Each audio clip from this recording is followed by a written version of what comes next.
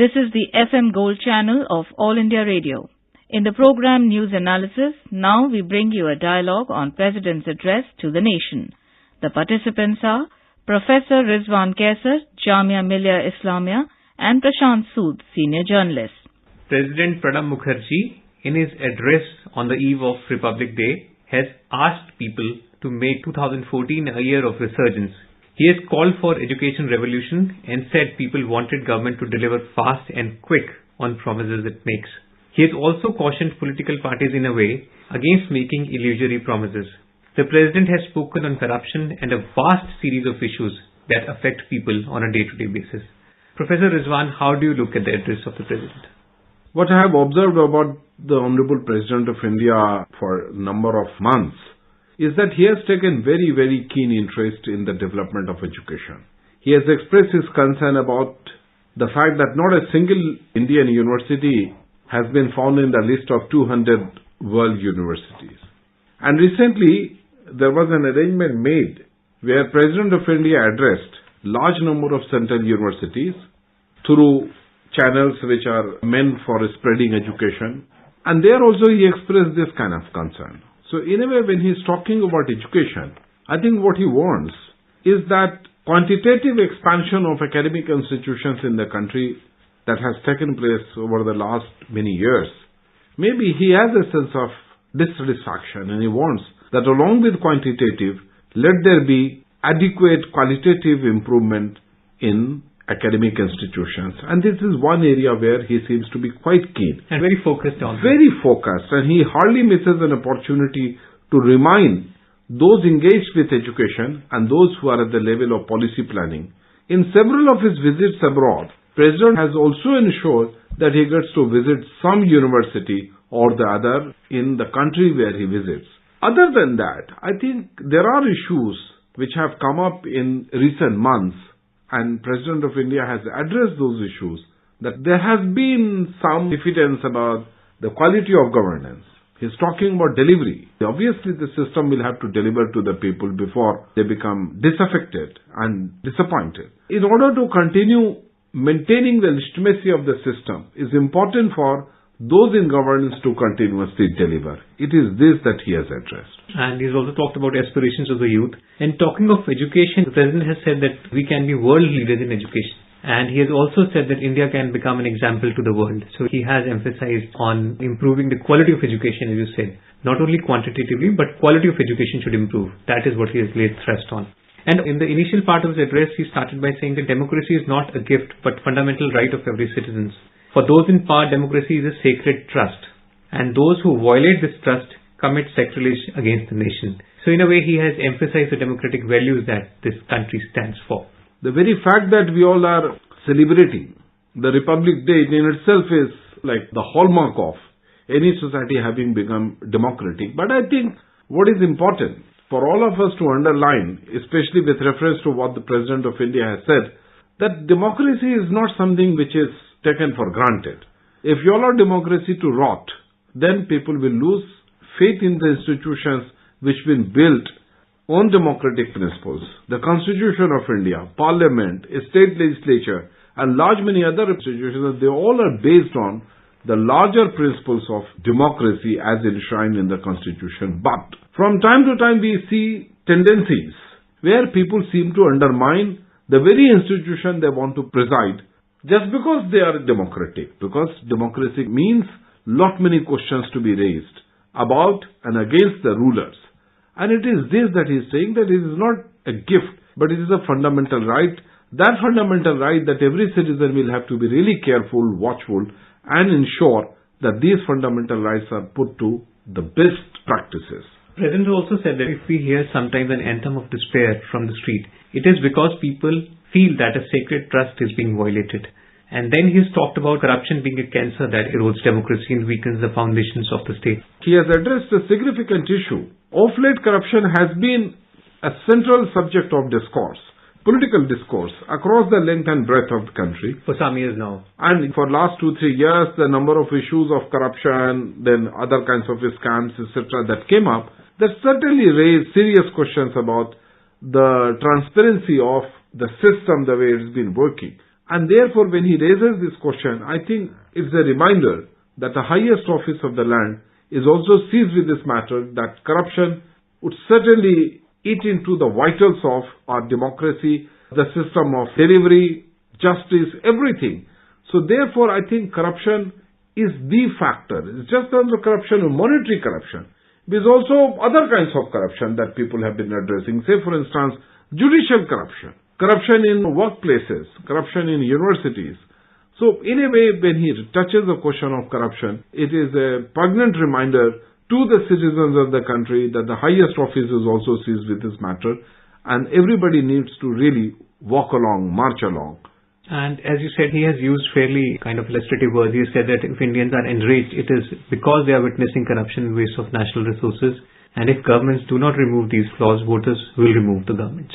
Another point that he has touched, which is, I am sure, going to be talked about, is the rise of hypocrisy in public life. And he has said that elections do not give any person the license to flirt with illusions, because we have seen the tendency of political parties making tall promises before elections just to win votes, to come to power. And he has said that the trust of voters, then the parties must promise only what is possible.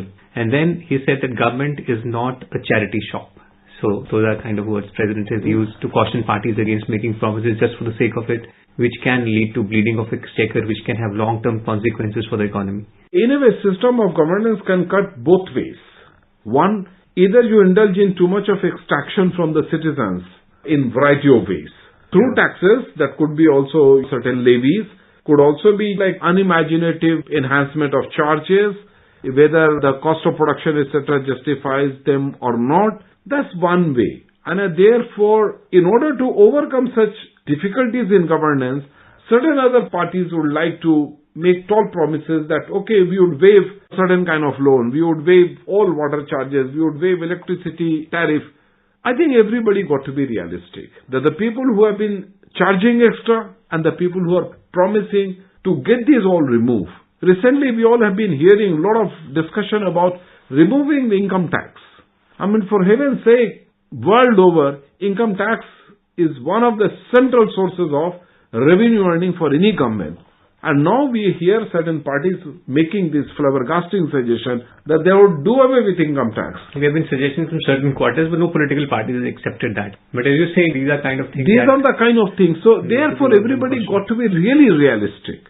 Maybe you want to capture the imagination of the middle class. You want to capture the imagination of the downtrodden. You want to capture the imagination of the corporate. But I think every attempt of the kind must be based on realistic assessment of what is given and what is possible.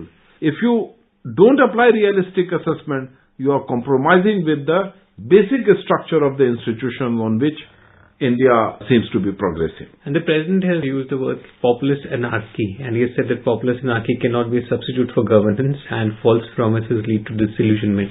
Another point he has referred to aspirational young Indian, and he has said that this young Indian will not forgive a betrayal of his or her future, and those in office must eliminate the trust deficit between them and people, and the progress should not be at a snail's pace, but with the speed of a racehorse. So here also he is reflecting the concern of common man somewhere.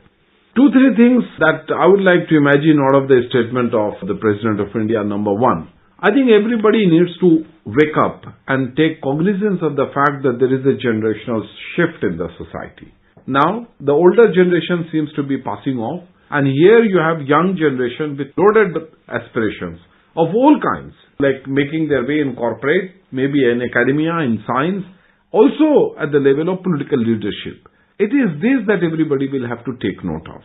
Number two, it's just because a certain older kind of people been given to all kinds of complacency. They thought that they could get away with that. But I think this attitude and dealing with political issues in older fashion is actually an outdated formula. And therefore, even older generation politicians will have to wake up to new realization that younger generation quite possibly may be very, very unforgiving in case delivery is not made. Delivery may not have to be necessarily unrealistic, flabbergasting, like highly unimaginative, but delivery based on realistic perceptions, development, possibility. It is this that every political formation, every academia, every journalist, everybody responsible for the governance of the society and the government we'll have to really address. This is what I think is the broad hint that he has dropped. And he's also referred to the slowdown in the economy that the country witnessed over the last 2 years. And he has said that there is visible signs that there is a revival. And the President has also said that in the coming year, the year that has already started, the country, the people must discover their sense of national purpose and patriotism. And as he had mentioned earlier, he's talked about the need for jobs to be given to the youth.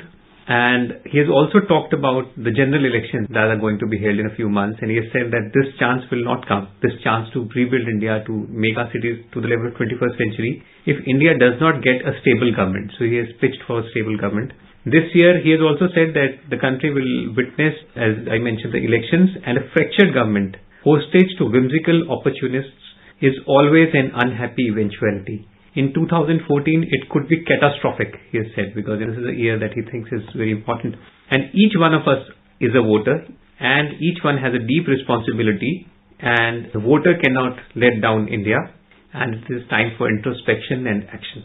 Just the beginning point that you touched is that in a way very, very reassuring statements that he has given. Must be music to the ears of the government, but then also a bit of a warning to the media. I mean, the way it went to town, hammer and tongue, it's a larger culture of self-flagellation. Media has done a lot of flagellation over the last some years. It behaved more like an opposition party than a responsible media, particularly the channels, to give the realistic picture of what was happening on the ground. Now, economy seems to be recovering. The kind of pace that it had lost in last 2 years, and it said that agriculture sector seems to have done well. There is an overall climate of recovery, but then fact remains that the government has been making this point that in today's time, in a highly globalized world, if we think that we are going to remain immune to what is happening in other parts of the world, amounts to behaving like an ostrich. And therefore, I think government must get that plus point for being realistic in a statement. And that is where I think even Dr. Manmohan Singh has also been reminding the nation that, well, there is nothing much to be really lose hope and despair. And that is what the President of India is also saying, that all factors are there in place for the revival of the economy. But I think another significant point that he seems to have reminded everybody is about the impending elections in 2014. And he's scared of the fractured mandate. Maybe it is an advisory to the rest of the nation that, well, give your vote as carefully and don't elect a fractured parliament, but elect a parliament with a clear mandate. He has talked about fractured government more than a fractured verdict. So he's talked whichever government comes to power, it should not be fractured, whichever way the government is formed. So government has to take its purpose forward. And also because the kind of fragmentation we've been seeing in polity of late, the President has said that healthy difference must not lead to unhealthy strife in the polity. And he's also referred to demands from different states of the country. For smaller states, there are demands, for example, in Telangana. And another thing that President has said is that India must find its own solutions to problems. And the easy option of mindless imitations will not be helpful. So that is another thing that he has said. And he has said that India has the intellectual prowess and human resources and financial capital to shape a glorious future. So in a way, he has kind of tried to enthuse people and sought their cooperation in realizing the potential of the country. I think it's just not the President of India, but one of the elderly citizens of the country. And therefore, he has seen all shades of development, from his youth to an adult to having been in the government for such a long time. And therefore, I think he has loads of experience. And therefore, his advisory can only be taken with all seriousness by citizens of India. But I think one interesting thing that he has said, that in a way, in India, we have developed this tendency of having accepted the worst from the rest of the world, rather than accepting the best from the rest of the world. President has spoken a lot about the promising future that the country has, and he has hoped that 2014 will be a year of resurgence. Thank you. You were listening to a dialogue on President's address to the nation. The participants were Professor Rizwan Kaisar, Jamia Millia Islamia, and Prashant Sood, senior journalist. It came to you in the program News Analysis, produced and presented by the News Services Division of All India Radio. This program is also available on our website, news.air.nic.in. You may email your opinion about this program at airnsdtalks@gmail.com.